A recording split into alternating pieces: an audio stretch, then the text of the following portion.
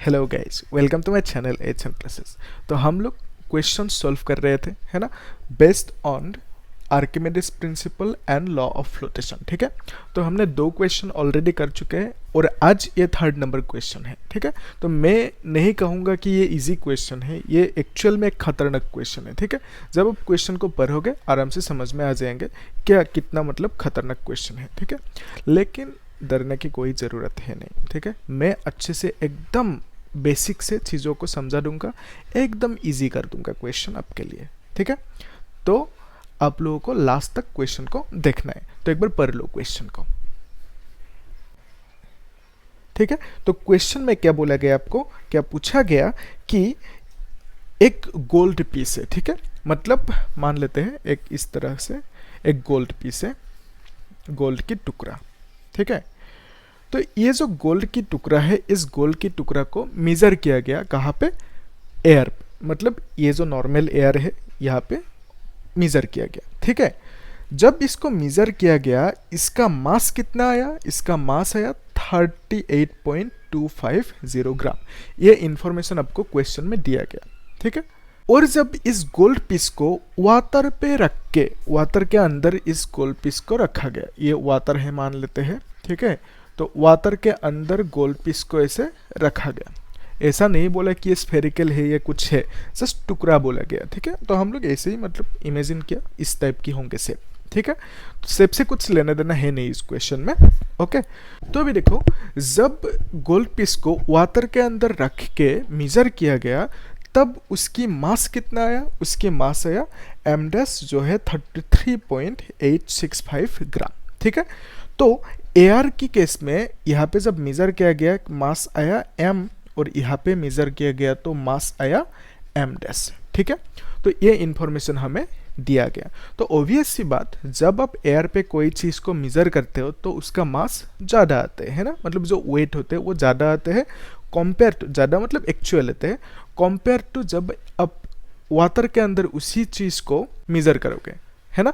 तो अगर वाटर के अंदर कोई चीज़ को उठाया हो तो आप फील कर पाएंगे कि वाटर के अंदर कोई चीज़ को ऐसे उठाने में ज़्यादा मेहनत नहीं करना पड़ता है ना, बिकॉज फोर्स ऑफ बाउंसी वहाँ पे लगते हैं। ठीक है, वही सब तो हमने पढ़ा है कि नहीं, Archimedes principal, law of flotation, force of bouncy, है ना। तो प्लेलिस्ट में वीडियोज है, आप लोग जाके देख लेना। ठीक है, तो अभी इस क्वेश्चन में पूछा क्या गया कि ये जो गोल्ड पीस है, इस गोल्ड पीस अंदर हॉलो है। ठीक है, मतलब हॉलो है करके नहीं बोला, आपको पूछा गया अगर हॉलो है तो, ऐसे बोला गया कि अगर ये गोल्ड पीस अंदर से खोखला है, हॉलो है, तो कितना वॉल्यूम में, कितना वॉल्यूम से वो हॉलो है, वो पूछा गया। ठीक है, तो ये जो गोल्ड पीस है, इस गोल्ड पीस के अंदर ये जो अंदर के हिस्सा है ये हॉलो है, ऐसे हमने एज्यूम किया सपोज। ठीक है, तो अगर ये हॉलो है, कितना पोर्शन, कितना वॉल्यूम हॉलो है, वो हमें निकालने दिया। ठीक है, जस्ट लाइक इमेजिन करने के लिए हम लोग ऐसे सोच सकते हैं कि एक फुटबॉल है या टेनिस बॉल है। ठीक है, तो वो जो फुटबॉल है, फुटबॉल के अंदर की जो हिस्सा है, वो हिस्सा क्या है, हॉलो है। ठीक है, तो उस फुटबॉल के अंदर की हिस्सा कितना हॉलो है, कितना वॉल्यूम से हॉलो है, वो बेसिकली हमें निकलने दिया। ठीक है, तो उसको आप लोग इमेजिन करके जाना, मतलब गोल्ड पीस को एज ए फुटबॉल इमेजिन करना। ठीक है, और हम लोग इस क्वेश्चन को तब आसानी से समझ पाएंगे। ठीक है, तो अभी हम क्लियर है, क्या क्लियर है कि क्वेश्चन में पूछा क्या गया। तो क्वेश्चन में पूछा क्या गया कि गोल्ड पीस जो है वो अंदर से खोखला है, हॉलो है। अगर हॉलो है तो कितना खोखला, कितना हॉलो है, कितना वॉल्यूम से है, वो वॉल्यूम हमें निकलने दिया। ठीक है, तो उसको निकलने के लिए हम एक काम कर सकते हैं, एकदम बेसिक चीज़ है। ठीक है, तो क्या काम कर सकते हैं कि अगर ये जो हॉलो पोर्शन है, ये हॉलो पोर्शन है ना, तो ये हॉलो पोर्शन कितना है वो निकलना है। तो हम क्या कर सकते हैं, एक सिंपल चीज़ कि ये जो एरिया है, ये जो मतलब ये जो सॉलिड चीज़ें हैं, अब फुटबॉल ही आप अगर आप इमेजिन करें, तो वो जो फुटबॉल जिस रबर से बनी है, मतलब बाउंड्री की बात करो, मतलब जो फुटबॉल है एक्चुअल, उसका जो वॉल्यूम होंगे, ओके, तो इसका जो वॉल्यूम होंगे, इसका वॉल्यूम को अगर हम total volume of this football है ना। तो टोटल वॉल्यूम से अगर माइनस करें किसकी वॉल्यूम, ये जो सरफेस है इस सरफेस की वॉल्यूम, ठीक है, तब ये हॉलो पोर्शन आ जाएंगे, है ना, वही है। तो टोटल वॉल्यूम से हमें क्या करना है, टोटल वॉल्यूम से हमें माइनस करना है, किसको माइनस करना है, जस्ट जो वॉल्यूम है, volume of the gold piece बोल देते हैं, ठीक है, ये फुटबॉल गोल्ड पीस है ना, वॉल्यूम ऑफ गोल्ड, ठीक है। तो अगर पूरा का पूरा टोटल वॉल्यूम से अगर हम गोल्ड पीस की वॉल्यूम को माइनस करें, मतलब सिर्फ गोल्ड की बात कर रहे हो, ठीक है, सिर्फ गोल्ड की वॉल्यूम को माइनस करना है। आया समझ में। जब हमने टोटल वॉल्यूम कहा, टोटल वॉल्यूम मतलब गोल्ड की वॉल्यूम प्लस अंदर जो खोखला रीजन है, हॉलो रीजन है, उसकी भी बात हो रही है, ठीक है। तो टोटल वॉल्यूम मतलब यहाँ पे गोल्ड की वॉल्यूम प्लस हॉलो जो वॉल्यूम है उसकी भी बात हो रही है। तो दोनों को मिला के टोटल वॉल्यूम बना, और टोटल वॉल्यूम से अगर हम माइनस करें सिर्फ गोल्ड की वॉल्यूम, तो ऑब्वियसली हमें जो हॉलो पोर्शन की वॉल्यूम है वो मिल जाएंगे, है ना। तो वॉल्यूम ऑफ हॉलो पोर्शन, ठीक है, तो हॉलो पोर्शन की हमें वॉल्यूम मिल जाएंगे। तो यही केस हमने यहाँ पे किया, करने के बाद जो आंसर है वो आंसर कितना आया, 2.403 सेंटीमीटर क्यूब। लेकिन कैसे है उसी को देखना है, और ये जो प्रोसेस है इसको मैंने यहाँ पे लिख के रखा, एकदम आसान है, ठीक है। तो यहाँ पे देखो ध्यान से एक चीज, ये जो volume of hollow portion of gold लिखा मैंने यहाँ पे, है ना, तो वॉल्यूम को कितना लिखा, is equal to volume of immerse part of the gold, है ना। मतलब ये जो पानी है, पानी में पूरा का पूरा वॉल्यूम को ही तो डुबो दिया ना, मतलब इस केस में पूरा का पूरा volume is the immersed part, है ना। तो इस टोटल वॉल्यूम को हमने क्या बोला, ये टोटल वॉल्यूम को क्या बोला, इमर्स्ड पार्ट बोला। मतलब ये पूरा का पूरा वॉल्यूम यानी टोटल वॉल्यूम क्या हुआ, इमर्ज हो गया, इसको हमने बोला इमर्स्ड पार्ट, ठीक है, और इमर्स्ड बॉडी। माइनस, तो माइनस क्या होंगे, वॉल्यूम ऑफ द गोल्ड, ठीक है। तो ये जो गोल्ड की वॉल्यूम है उस गोल्ड की वॉल्यूम को माइनस कर दो, तो आराम से कितना क्या आ जाएंगे, अंदर जो ये हॉलो रीजन है, हॉलो रीजन की वॉल्यूम, ठीक है। तो यहाँ पे क्या किया हमने, volume of hollow portion of gold is equal to volume of immerse part of gold piece minus, ये मतलब क्या, टोटल वॉल्यूम, ठीक है, टोटल वॉल्यूम जो इंक्लूडेड है हॉलो पोर्शन प्लस गोल्ड की वॉल्यूम, ठीक है, minus volume of gold piece, ठीक है। यहाँ तक समझ में आया क्लियरली। तो इसको इमेजिन करते जाओ फुटबॉल की केस से, ठीक है। तो फुटबॉल का जो पूरा का पूरा वॉल्यूम है वो टोटल वॉल्यूम है ना, जिसको फुटबॉल को डुबो दिया, मतलब पूरा का पूरा टोटल वॉल्यूम को डुबो दिया, तो उस केस में immerse part of the football is nothing but the total volume, ठीक है।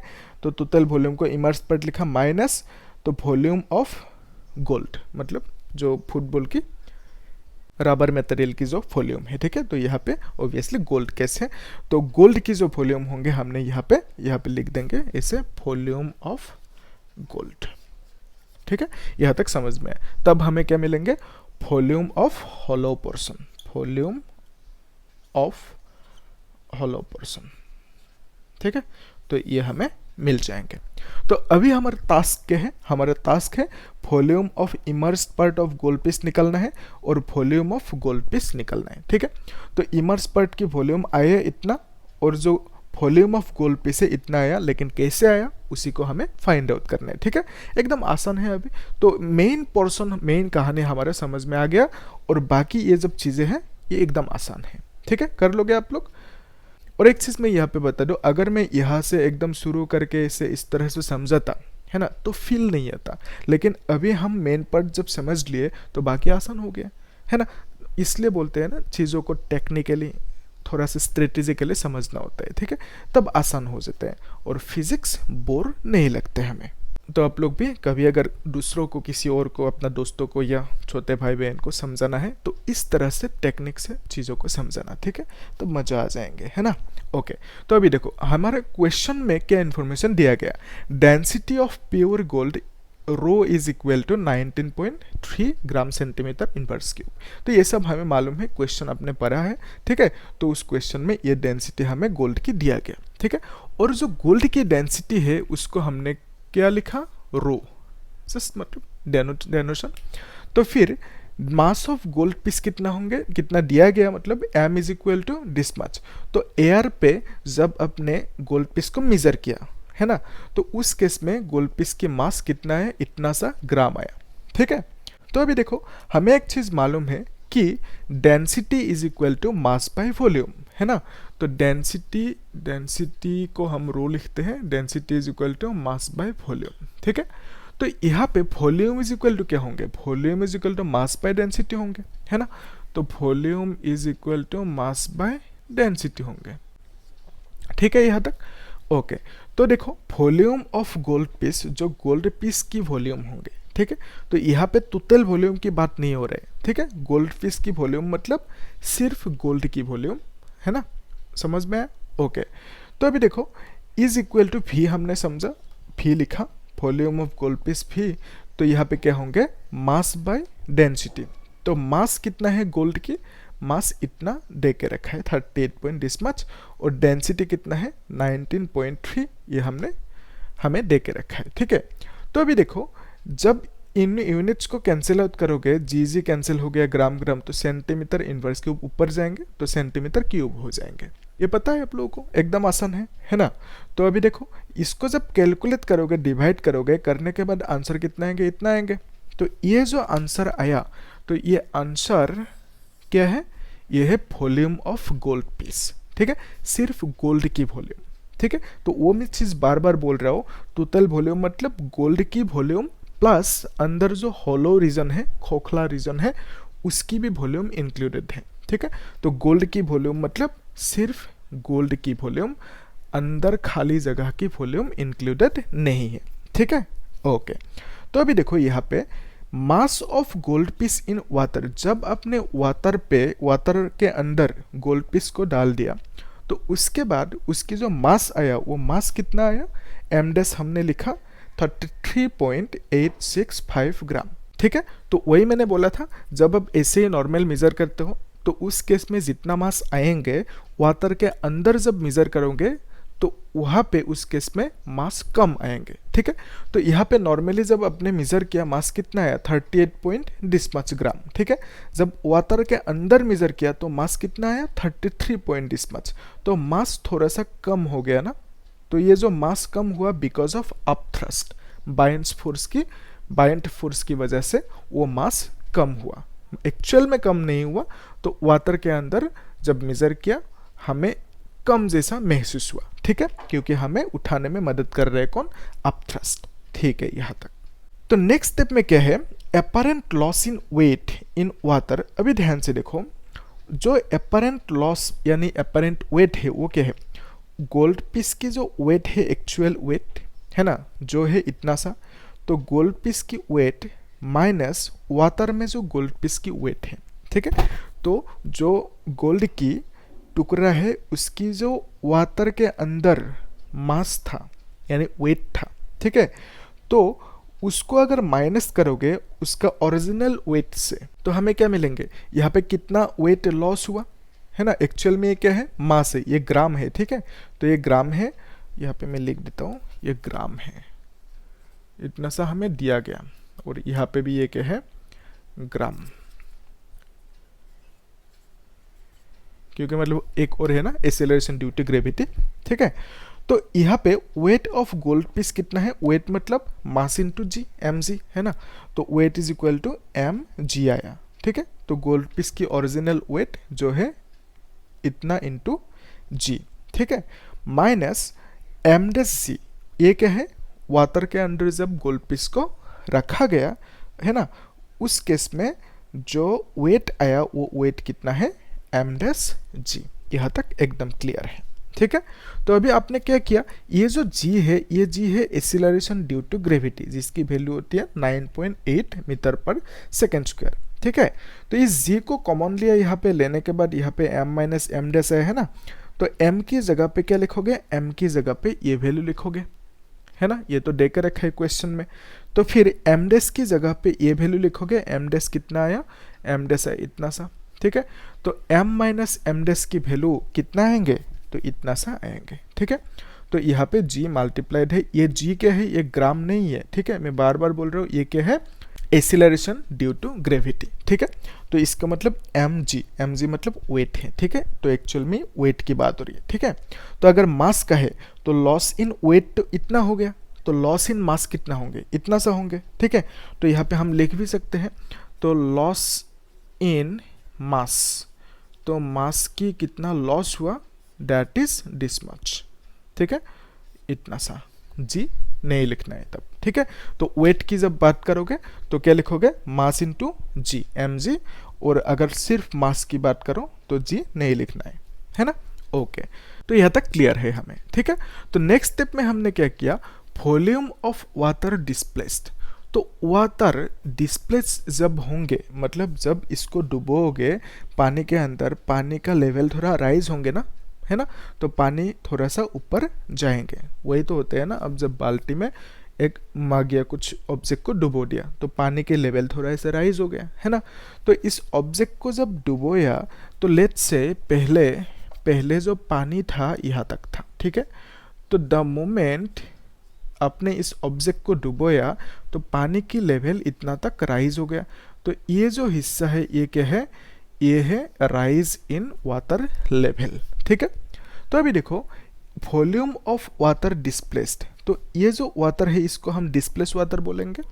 तो डिस्प्लेस वाटर की वॉल्यूम को हमने यहाँ पे लिख के रखा, and that is equal to how much, apparent loss in mass by density. Actual में यहाँ पे देखो ये जो वॉल्यूम की फॉर्मूला है मास बाय डेंसिटी, यही तो है ना, volume is equal to mass by density, ठीक है।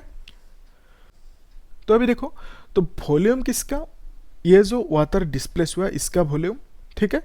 तो वाटर डिस्प्लेस हुआ वॉल्यूम ये हमने लिया। तो अपरेंट लॉस इन मास, तो लॉस इन मास कितना हुआ, इतना हुआ, है ना। तो मास जितना लॉस हुआ यहाँ पे लिखा हमने, और फिर डेंसिटी किसका, ये जो वाटर है उसी का डेंसिटी, ठीक है। तो डेंसिटी ऑफ वाटर हमने लिखा इस फॉर्मूले की मदद से। तो अभी देखो volume of water displaced that is nothing but volume of immerse part of the body. मतलब यहाँ पे वाटर कितना डिस्प्लेस होंगे, जितना इसका वॉल्यूम होंगे ना, है कि नहीं। तो इसका जितना वॉल्यूम होंगे तो उतना ही तो वाटर डिस्प्लेस होते हैं, यस। तो आप एक्सपेरिमेंट कर सकते हो, है कि नहीं। कुछ एक कंटेनर ले लो घर पे, वहाँ पे एक ऑब्जेक्ट को ऐसे डुबो दो, तो उस ऑब्जेक्ट की जितना वॉल्यूम होंगे उतना ही वॉल्यूम का वाटर डिस्प्लेस होंगे, मतलब राइज होंगे, ठीक है। तो यहाँ पे हमने क्या लिखा, वॉल्यूम ऑफ इमर्स्ड पार्ट, ठीक है। इमर्स पार्ट मतलब क्या, पूरा बॉडी को ही तो इमर्स कर दिया ना आपने, ठीक है। मतलब जो टोटल वॉल्यूम है उस टोटल वॉल्यूम को ही आपने इमर्स कर दिया, ठीक है। तो volume of immerse part is equal to जो अपरेंट लॉस इन मास है उसको हमने कितना लिखा, इतना लिखा, ठीक है। तो यहाँ पे मास जब लिखोगे, यहाँ पे मास लिखा है ना, तो ये जी को नहीं लिखना है, वहाँ पे सिर्फ इस नंबर को लिख देना है 4.385, तो यहाँ पे लिखा। अभी देखो डेंसिटी ऑफ वाटर कितना होता है। एक्चुअल में जब आप ऐसा यूनिट की बात करते हो तो डेंसिटी ऑफ वाटर होते हैं 1000 kg मीटर इनवर्स क्यूब, ठीक है। ये ऐसा यूनिट में केजी मीटर आते हैं ना। तो सीजीएस यूनिट में, बाकी सब तो चीज़ें ग्राम में है, सेंटीमीटर में है ना, तो इसका मतलब सीजीएस यूनिट पे है। तो सीजीएस यूनिट में ये जो डेंसिटी होंगे वाटर की वो कितना होंगे, 1 ग्राम सेंटीमीटर इनवर्स क्यूब, ठीक है। तो ऐसा यूनिट में कितना, 1000 kg, है ना, kg मीटर इनवर्स क्यूब। और जो सीजीएस यूनिट होंगे वहाँ पे कितना होंगे, 1 ग्राम सेंटीमीटर इनवर्स क्यूब, ठीक है। तो मेरा क्वेश्चन आपसे ये है कि हमने यहाँ पे जो ऐसा यूनिट से सीजीएस पे कन्वर्ट किया वो कन्वर्जन कैसे किया, ठीक है। तो ऐसा यूनिट में 1000 होता है, सीजीएस में 1 होता है, ठीक है। क्या 1 डेंसिटी ऑफ वाटर। तो इसी को सॉल्व करके मुझे बोलना है कमेंट सेक्शन में, ठीक है। अगर नहीं कर पाओगे तो मुझे बोलना, मैं करा दूंगा, लेकिन आप लोग कोशिश करना, ठीक है।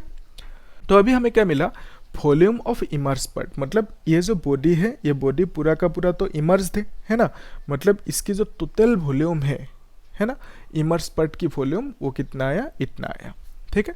यहाँ तक क्लियर है। तो अभी देखो volume of hollow portion of gold.